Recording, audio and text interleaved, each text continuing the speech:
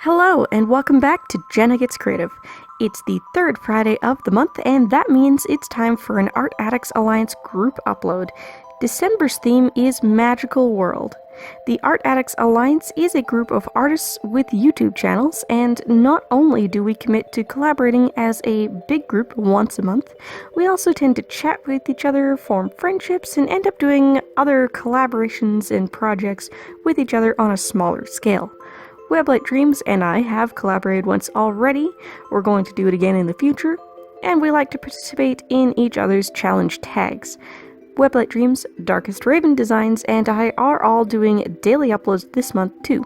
So yeah, being part of this group is a lot of fun. I'll have links to the Facebook group, all of our member channels, our official guests channels, and the current poll for next month's collaboration theme. Please do help us out by voting for that theme, and feel free to unofficially guest with us anytime. Information on requirements and how to apply are on the Facebook page. I'd like to congratulate and welcome our newest members, Aurora's Art World, The Lori Files, and Colornix. Our current official members are Jazz Capri, Weblight Dreams, Kimber Kiwi Art, Darkest Raven Designs, and All Funnies and Games. Megaluhu is away right now. This month's official guests are Pacemask and Made by Dawn. By the way, if you're new here, I would love it if you would subscribe and turn on notifications. Normally, I upload twice a week at minimum, every Tuesday and Thursday, with bonus uploads some weeks, like these Art Addicts Alliance weeks. This month, however, I'm doing daily holiday-themed uploads every day up to and including Christmas, and then I'll be taking a break over New Year's. I'll be back on Thursday, January 9th.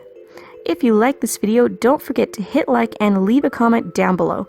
I love reading your comments, I appreciate the interaction with my videos and my channel, and I do reply to everyone. If you didn't participate, what do you think you would have done for the theme Magical World? If you're here for the first time after watching one of my fellow Art Addicts Alliance members complete the theme, hello and welcome! Whose channel did you come from? Originally, I was going to do a big complicated scene with a person going about their life completely oblivious to all the little magical beings running around right under their nose, tiny fairies and stuff like that. I also considered a Harry Potter theme. Then I thought maybe doing some magical beings coming out of a book. But the longer I put off doing this piece as I scrambled to do the rest of my daily upload artworks somewhat ahead of time, I started thinking I needed to do something more simple and quick. Eventually, I settled on the concept you're watching me paint right now, a winter tundra scene featuring the Aurora Borealis, or Northern Lights. I'm curious to know if you've ever had the opportunity to see the Northern Lights, or the equivalent in the Southern Hemisphere. I've heard instead of Aurora Borealis, they're called Aurora Australis in the Southern Hemisphere, but what's the colloquial name for them down there? Do you call them the Southern Lights? I'm working on Pentalic watercolor paper, and I masked off the shape of my tundra horizon with washi tape before using a standard watercolor galaxy technique to start off my green-lit sky. While that was drying, I peeled away the tape and worked on building up a believable snow-covered ground. Once that was done, I defined the bottom edges of the Northern Lights, making the painting more similar to those gorgeous long exposure photos of the lights you see all over the internet, and I added a little bit of green to the snow for reflected light. Finally, I added stars and falling snow by splattering white in on top. The majority of this was painted using my Thomas Kinkade watercolors, but the stars and snow, since they needed to be opaque and cover up anything they overlap, are gouache. I used my new Daler Rowney Aquafine gouache in titanium white. What do you think? I think it's pretty, and I'm proud of myself. This was my first attempt at Northern Lights in anything other than chalk pastel, and even that I haven't done since I was a kid. Do you want to see how that's done, by the way? It's really fun and very simple.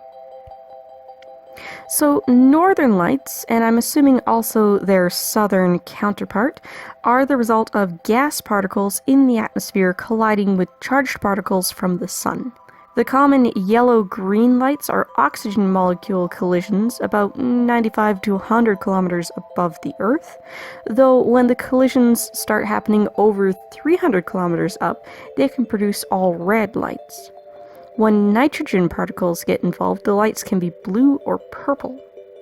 The reason these lights are usually only visible near Earth's poles is because that's where the magnetic field is weakest, and thus more likely to let the required charged particles from the sun come through. Closer to the equator, those charged particles get deflected off Earth's atmosphere and magnetic field, and no lights occur.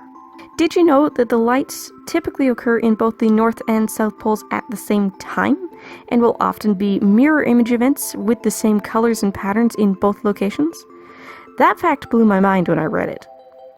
Have you ever seen the lights in person? If so, what was it like?